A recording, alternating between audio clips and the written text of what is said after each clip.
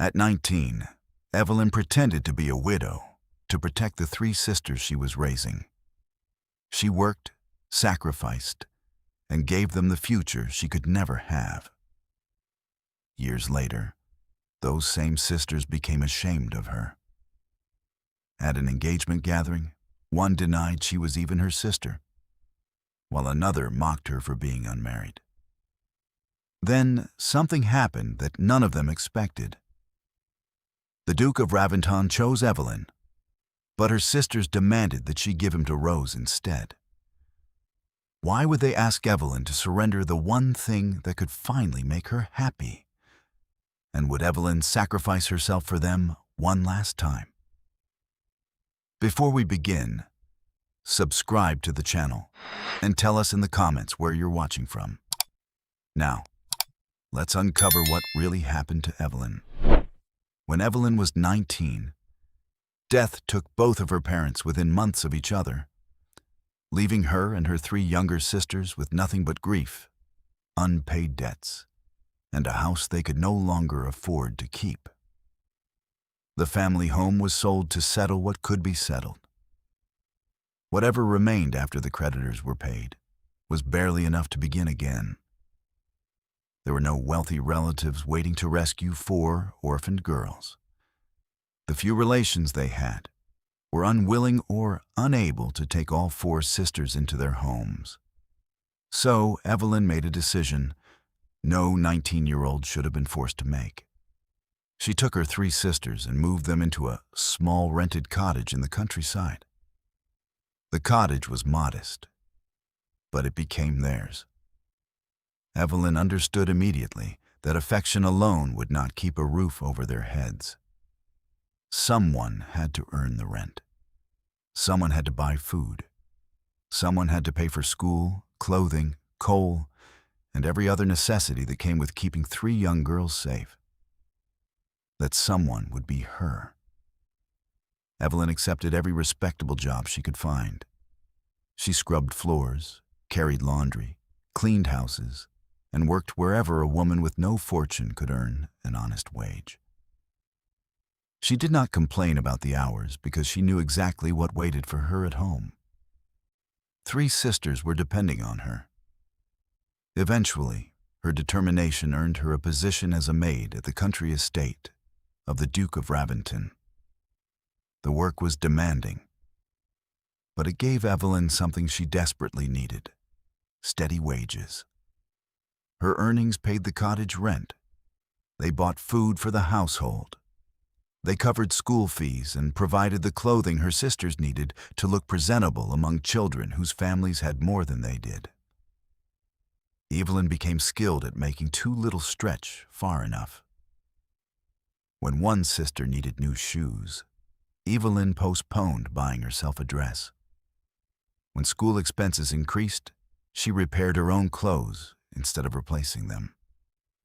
When winter came and money was tight, she endured discomfort quietly so that her sisters would not have to. She worked when she was exhausted. She worked when she was ill. And when her body demanded rest, she reminded herself that three young girls could not afford the luxury of having their only provider surrender. But Evelyn wanted more for them than survival. She knew poverty could become a cage if a person was never given the education or confidence to escape it. So she made certain her sisters studied. She taught them proper manners. She corrected their speech, encouraged their reading, and insisted they understand how to conduct themselves in respectable society. She wanted them to have choices. She wanted them to become women who could enter rooms that had once been closed to their family. Yet while Evelyn was protecting her sisters from poverty, she discovered another danger she had not anticipated: gossip. A 19-year-old unmarried woman raising three younger girls alone was enough to make the village curious. People began asking questions. Where was the children's father? Why were four girls living together without a man in the household? Why had Evelyn never mentioned a husband? The questions became whispers, and the whispers threatened more than Evelyn's reputation. They could affect how people treated her sisters and even place her position at the estate in jeopardy.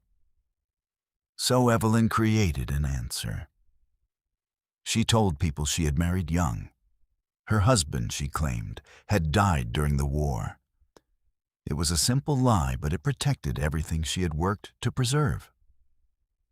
No one questioned the young widow as harshly as they questioned an unmarried woman raising 3 girls. Soon, the village accepted the story. Evelyn became known as the young widow who had sacrificed her own future to raise her sisters. And whenever the girls saw how hard she worked, they would hold her hands and make the same promise. When we are grown, we will take care of you. Evelyn believed them. Those words became the quiet hope that carried her through every difficult morning, every aching night, and every sacrifice she made without telling them what it cost. She gave them her youth because she believed one day they would give her something back. She only did not know how much that promise would come to matter. Years passed, and the sacrifices Evelyn had made began producing exactly the future she had dreamed of for her sisters. Her eldest younger sister married a wealthy gentleman and left the countryside for a life of comfort Evelyn herself had never known. Lucy, the second sister, went even further. She became engaged to Earl Alistair, a charming aristocrat whose family possessed wealth, influence, and a respected name. His position placed Lucy among people who had once seemed impossibly distant from the small cottage where the sisters had grown up.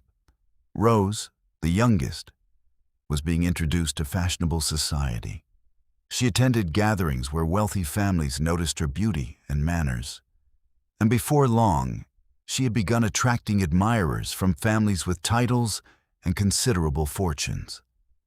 Evelyn watched it all with genuine pride. She had done what she promised herself she would do. Her sisters had escaped the poverty that had swallowed their parents. They had education. They had manners. They had opportunities. They had futures. Everything Evelyn had gone without had become something her sisters could enjoy. She did not resent them for it. When she saw them dressed beautifully, she remembered the clothes she had repaired so they could attend school properly. When she heard Lucy speak confidently among aristocrats, Evelyn remembered the evenings she had spent teaching her manners by candlelight. When Rose received invitations from wealthy families, Evelyn felt the satisfaction of knowing that the little girl she had once protected from hunger was now being welcomed into rooms where money and status determined who belonged. But as her sisters entered high society, something began to change. They became increasingly aware of Evelyn, not as the sister who had raised them, but as the woman who did not fit into their new world. Her clothes were modest because her wages were modest. Her hands still showed the evidence of years of work. She was a working woman, and unlike her sisters, she had no wealthy husband, aristocratic fiancé, or fashionable circle to give her status. At first, the changes were subtle. They stopped introducing her proudly. Then they began leaving her beside the less fashionable guests while they moved toward their friends. At gatherings, they kept her away from conversations that involved their new acquaintances. If someone asked about her, their answers became brief. Evelyn noticed every slight. She noticed when Lucy hesitated before introducing her. She noticed when Rose looked uncomfortable seeing her in an older gown. She noticed when her sisters spoke freely with wealthy friends, but became guarded whenever Evelyn approached. The pain was real, but Evelyn refused to believe that they had become ungrateful. Instead, she found excuses for them. Perhaps they were embarrassed because they were still learning how to behave in high society. Perhaps they feared being judged. Perhaps they were simply trying to fit into a world where they had not been born. Evelyn chose the explanation that hurt the least. After all, these were the girls she had raised. She remembered their childhood promises. She remembered small hands gripping hers when they were frightened. She remembered the nights they had fallen asleep, knowing she would make certain there was food the next morning. Surely those memories still lived inside them. Then Lucy announced her engagement to Earl Allister. For Evelyn, the news brought overwhelming happiness. She embraced her sister and congratulated her sincerely. An Earl, a powerful family, a secure future. Lucy had achieved everything Evelyn had hoped for. Evelyn believed the engagement would bring the sisters together again. She imagined the celebration as a moment when the family could put aside differences and remember where they had come from. Then Lucy invited Evelyn to a private engagement gathering. Evelyn accepted without hesitation. She did not wonder why the invitation had been extended. She did not question whether she truly belonged among the guests. Lucy was her sister. That was enough. So Evelyn prepared herself carefully, choosing her best dress and making certain she looked respectable despite the limits of her wardrobe. She went to the gathering believing she was being welcomed as family. She'd spent years giving her sisters a life they could be proud of. She arrived believing they were finally ready to share that happiness with her. She had no idea that by the end of that evening, the promise she had carried since she was 19 would begin to feel very different. The engagement gathering was held at a country estate belonging to Allister's family, far from their principal residence. It was meant to be an intimate occasion, attended only by a small circle of relatives, close friends, and distinguished acquaintances. For Lucy, the evening carried particular importance. For weeks, she had been asking Allister when he intended to introduce her properly to his family. She wanted the recognition that came with being publicly acknowledged as the future countess. And she wanted the approval of the people whose name she would soon carry. Whenever she pressed him, Allister gave her the same answer. Let us take things one step at a time. Lucy believed him. She had no reason to suspect that anything was wrong. When Evelyn arrived, she had chosen her dress carefully. It was simple, modest, and older than what most of the women in the room were wearing. But she had kept it in excellent condition. She had done what she always did when money was scarce, made certain that what she owned was clean, neat, and respectable. Her sisters looked entirely different. They wore beautiful gowns suited to their new social position, their hair carefully arranged, their jewelry chosen to complement their appearance. The difference between them was impossible to miss. For a moment, Lucy acted pleased to see Evelyn. She greeted her with a smile and the expected gesture of affection. Evelyn accepted it without suspicion. She had come because Lucy had invited her. And despite everything that had changed between them, Evelyn still wanted to believe that her sister was proud to have her there. She stepped closer to the small group surrounding Lucy. One of Lucy's friends looked at Evelyn curiously before turning to Lucy. Is she your sister? Lucy paused. The hesitation lasted only a moment, but Evelyn noticed it. Lucy then gave a light smile. She is a distant relative. She helped raise us when we were younger. Evelyn felt something inside her go completely still. A distant relative. Not her sister. Not the woman who had been beside them since their parents died. Just a distant relative who had helped raise them. She said nothing. Perhaps she expected Lucy to correct herself. She did not. Instead, another woman glanced at Evelyn and smiled mischievously. And when is she getting married? Before Evelyn could answer, Lucy laughed. Exactly. Evelyn, when are you getting married? You've been using us as a shade to claim that you're a widow for a long time now. When are you getting married? The women around her laughed. Evelyn looked at Lucy. The words were cruel enough, but what hurt most was the ease with which Lucy delivered them. She had taken the story Evelyn had carried for years and turned it into entertainment. Rose then added her own remark. Perhaps no man is willing to take an older woman like her as a wife. More laughter followed. Evelyn heard the clink of a glass against a saucer. Someone shifted uncomfortably. One woman lowered her eyes, but Lucy was still smiling. Rose was still smiling. And Evelyn suddenly understood that they were not embarrassed by what they had said. They were embarrassed by her, by the plain dress, by the work she still did, by the fact that she did not belong naturally among their fashionable friends. For years, Evelyn had told herself that her sisters were merely learning how to survive in a world where they had not been born. Now she understood the truth.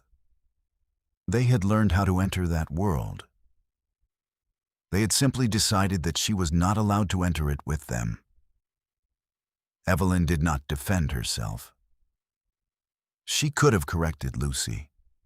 She could have told everyone in the room that there had never been a husband, that the widowhood had been a lie created to protect 3 young girls who had once depended entirely upon her. But exposing the truth would have exposed her sisters as well. So she swallowed the words. Her eyes rested briefly on Rose. For one painful instant, she remembered the little girl who had once promised to take care of her when she grew up. That memory made the laughter harder to bear. Evelyn lowered her gaze. "Excuse me." Her voice was calm. She turned and walked out of the room. She did not hurry. She did not cry. She did not give anyone the satisfaction of seeing how deeply they had wounded her. Across the room, one man had not laughed. The Duke of Raventon had watched everything. He knew Alistair socially, despite the long-standing hostility between their families. He also knew Evelyn, though from an entirely different setting. She worked in his household. He had seen her before in the clothes of a servant, moving quietly through her duties, carrying out every responsibility without seeking attention. But seeing her that evening outside those clothes made him look at her differently. Not because the dress transformed her, because for the first time he was seeing the woman rather than the servant. He watched her leave the room without defending herself. Later, the Duke quietly asked who she was, when he learned that Evelyn was not a distant relative at all, but the eldest sister who had raised the 3 young women now standing among society's privileged circles. His curiosity became personal. It was not pity that held his attention. He had already noticed Evelyn's character long before that evening. He had seen her work. He had seen her discipline. He had seen the quiet dignity with which she carried herself. The humiliation had simply forced him to wonder about the woman he had been seeing all along without truly knowing her. When Evelyn returned to the Duke of Raventon's estate, she expected the humiliation at Lucy's gathering to remain where it had happened. She had no intention of speaking about it. She returned to her duties as she always had, keeping her attention on her work and giving no indication that the evening had disturbed her. The Duke, however, had not forgotten what he had witnessed. He did not summon her under some elaborate pretext. He simply approached her. "You seemed uncomfortable the other evening." Evelyn looked at him carefully. "I was fine, Your Grace." The Duke did not press her. "I did not ask whether you were fine." The answer caught her off guard. For the first time, Evelyn realized that his interest was not professional courtesy. He genuinely wanted to know her. That made her uncomfortable. He was her employer. He was a duke. She was a working woman who had spent years making herself as unobtrusive as possible. Whatever curiosity had brought him toward her, she assumed it would soon disappear. Yet the Duke continued speaking with her whenever circumstances allowed. At first, their conversations remained simple. Then, they became longer. He asked about her work and listened to her answers, instead of merely waiting to speak. He discovered that Evelyn had been working for years, long enough to understand every corner of a household and every small problem that could become expensive if ignored. Eventually, he asked about her family. Evelyn told him about her sisters. She spoke without bitterness. She explained how young she had been when their parents died, how she had taken responsibility for the household, and how many years she had spent making certain the girls had opportunities she had never possessed herself. The Duke listened quietly. He asked how long she had remained unmarried. Evelyn hesitated before answering. Then she told him the truth. She had given up every opportunity because she had refused to leave the girls behind. The Duke understood what that meant. Evelyn had not simply failed to find a husband. She had repeatedly placed responsibility above her own future. As he came to know her, he discovered qualities that had been invisible to people who judged her by her clothing. She was intelligent. She noticed details others overlooked. She could read a person's intentions without needing them explained. She remained composed when others became careless, and when she offered an opinion, it was usually because she had considered something everyone else had missed. The Duke became genuinely interested in her. He did not announce it. He did not need to. His attention toward Evelyn became increasingly difficult to mistake. Society, however, drew an entirely different conclusion. People assumed that if the Duke of Raventon was interested in someone from Evelyn's family, it must be Rose. Rose was young. She was beautiful. She dressed according to fashion and moved comfortably among wealthy families. Even Evelyn quietly believed the same. If a duke ever wanted one of the sisters, why would he choose anyone else? She never considered herself a possibility. Then the Duke proved her wrong. He asked Evelyn to marry him. She stared at him, unable to accept what she had heard. Her first response was refusal. No. The Duke remained still. Evelyn forced herself to meet his eyes. You saw what happened at the engagement. Her voice was controlled, but her meaning was clear. I will not accept a proposal because you felt sorry for me. The Duke's expression changed. I do not pity you. Then why me? Because I know you. Evelyn said nothing. He continued. I knew you before that evening. I knew you as the woman who worked in my household. I saw your judgment, your discipline, your character. That night did not create my interest in you. It only made me understand that I had been noticing you for longer than I realized. Evelyn struggled to believe him. A duke could have chosen anyone. Yet he was standing before her, asking for her hand. She still could not understand why a man of his position would genuinely want a woman like her. But the Duke was certain. He had not chosen the youngest sister. He had not chosen the prettiest. He had chosen Evelyn. And when Lucy eventually learned that the Duke of Raventon was completely serious about her eldest sister, the world Lucy thought she understood began to shift.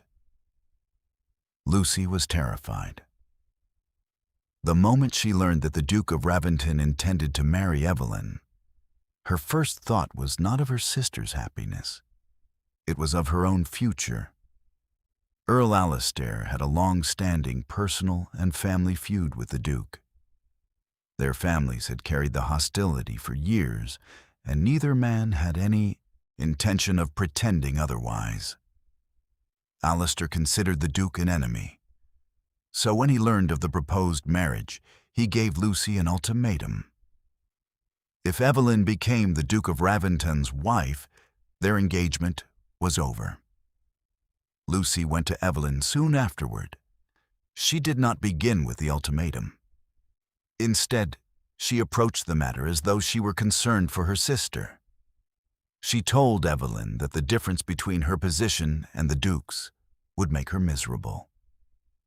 She warned her that aristocratic society would never truly accept her. She spoke of the scrutiny, the expectations, and the difficulties of becoming a duchess. "You should think carefully," Lucy said. "You do not know what that life will demand from you." Evelyn listened. For a moment, something inside her softened. Perhaps Lucy had finally begun thinking about her. Perhaps the cruelty at the engagement gathering had been a mistake. Perhaps her sister was genuinely worried that Evelyn was stepping into a world that could wound her. Then Lucy revealed the truth. "If you marry him, Alastair will end our engagement." Evelyn stared at her. The meaning settled slowly. This was not about Evelyn struggling to adapt to aristocratic life. It was not about concern for her future. Lucy was afraid of losing her fiancé. "You want me to refuse him because of Alastair?" Lucy's expression tightened. "He is my future." Evelyn absorbed the words in silence.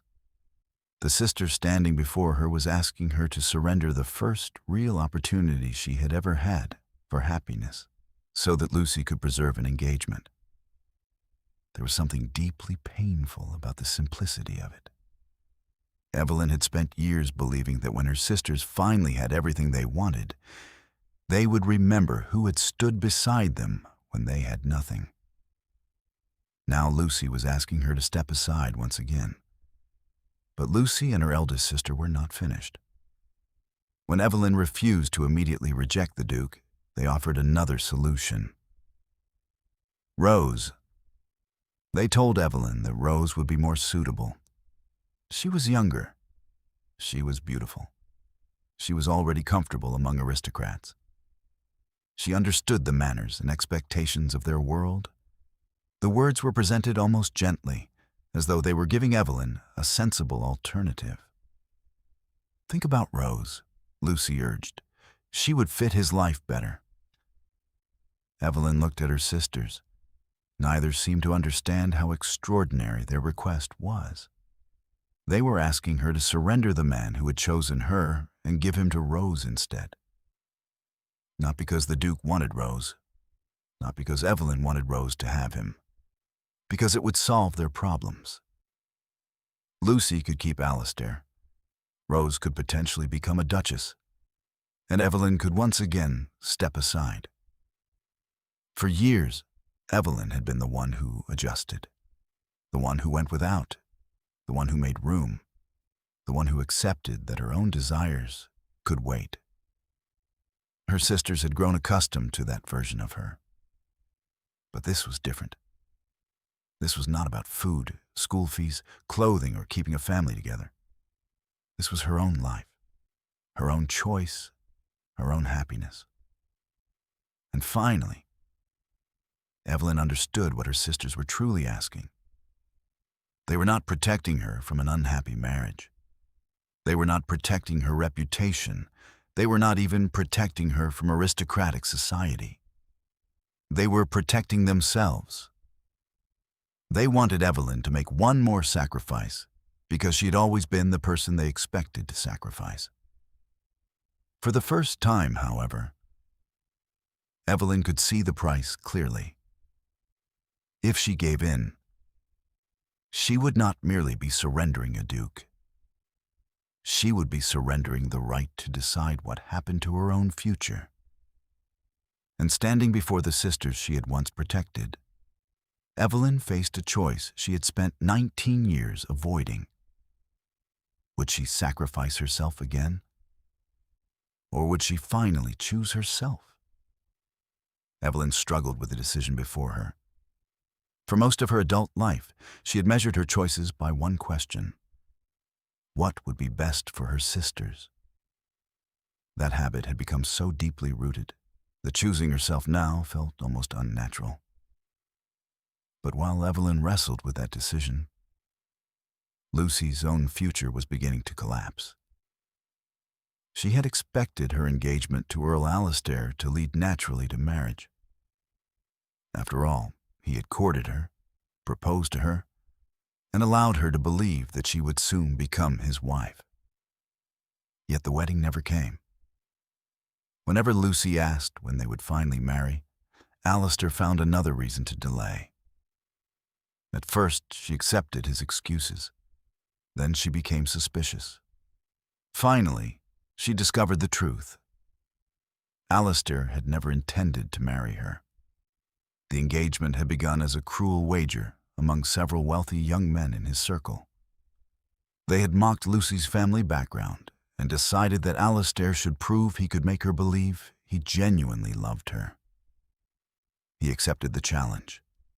Then, he pursued her. He gave her attention. He spoke of a future together. He proposed. And Lucy believed every word.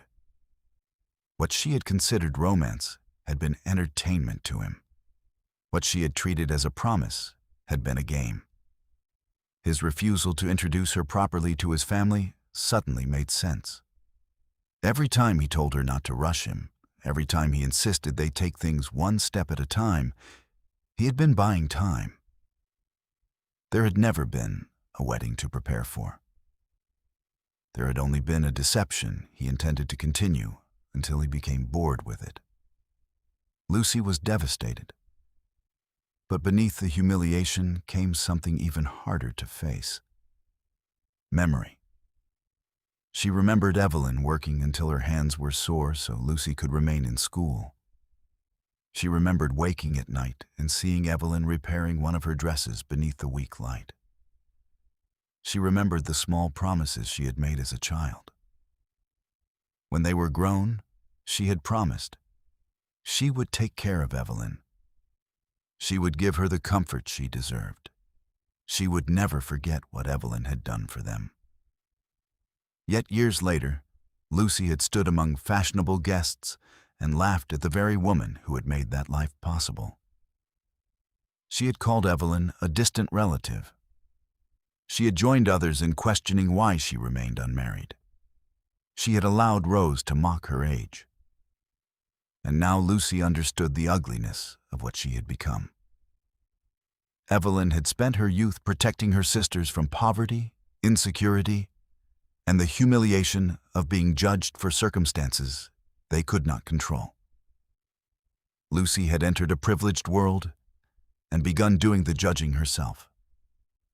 She had become exactly the kind of person Evelyn had sacrificed everything to prevent her from becoming.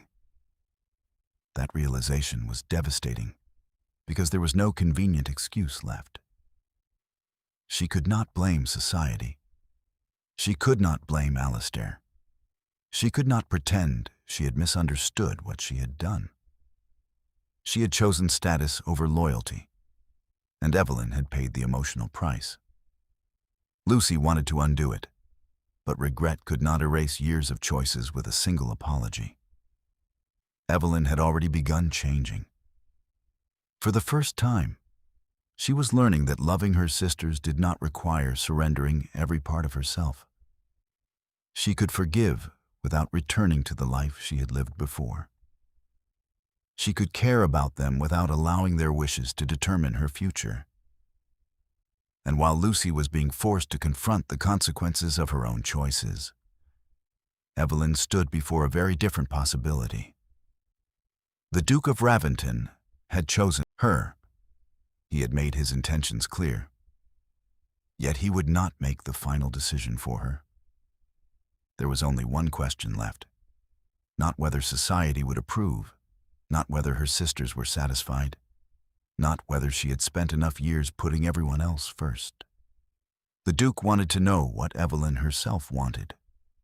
And for a woman who had spent her entire adult life answering that question for everyone but herself, the answer would change everything. The Duke of Raventon knew Evelyn was still considering whether she should surrender her happiness for the sake of her sisters. He did not pressure her. Instead, he asked to speak with her privately. "I do not want a woman who marries me because she believes she owes someone a sacrifice," he told her. "If you become my wife, I want it to be because you choose me." Evelyn was quiet. For years, every important decision she had made had been measured against someone else's needs. Even now, with her own future within reach, the old instinct to step aside remained. She finally gave him the one truth she had kept hidden from him. There was never a husband. The words were difficult to say because she knew what the lie had become. The Duke did not condemn her. He did not demand an explanation she had already given the world countless times. He simply looked at her and said, "I understand." Then he added something Evelyn had never expected to hear. "I do not want the girl who had to make that choice. I want the woman you became." Evelyn looked at him. He was not choosing her because of the hardships she had endured. He was not offering marriage as an act of charity. He knew the woman standing before him. That was enough. Evelyn accepted his proposal. For once, she made a decision without first asking what everyone else might lose. Later, Lucy came to see her. This time, there was no request. She did not ask Evelyn to give up the Duke. She did not ask her to repair the damage to her engagement. She did not ask for forgiveness. She simply admitted what she had done. "You gave us everything you had," Lucy said, "and when we finally had enough, we became ashamed of you." Evelyn let the words settle between them. Lucy did not try to defend herself. She knew there was nothing left to defend. Evelyn eventually forgave her, not because the humiliation no longer mattered, not because the past could be erased. She forgave her because she no longer needed her sister's approval to understand her own worth. That was the difference. Her forgiveness was no longer another duty. It was her choice. When Evelyn married the Duke of Raventon, her three sisters stood watching the woman they had once hidden from society become the Duchess. Yet the title was not her greatest victory. Neither was the wealth, the estate, or the position she now held. Her greatest victory was understanding something she had never allowed herself to believe. She had been worthy of a beautiful life before the Duke ever entered it. She had been worthy when she was overlooked, worthy when she was mocked, worthy when her sisters were ashamed to stand beside her. The Duke had not given her that worth. He had simply recognized what had always been there. And when Evelyn stepped into her new life, she did not do so because a Duke had finally chosen her. She did so because, after years of choosing everyone else, she had finally chosen herself. If Evelyn's story touched you, subscribe for more powerful stories of love, sacrifice, and second chances. And tell us in the comments, would you have chosen yourself in Evelyn's place?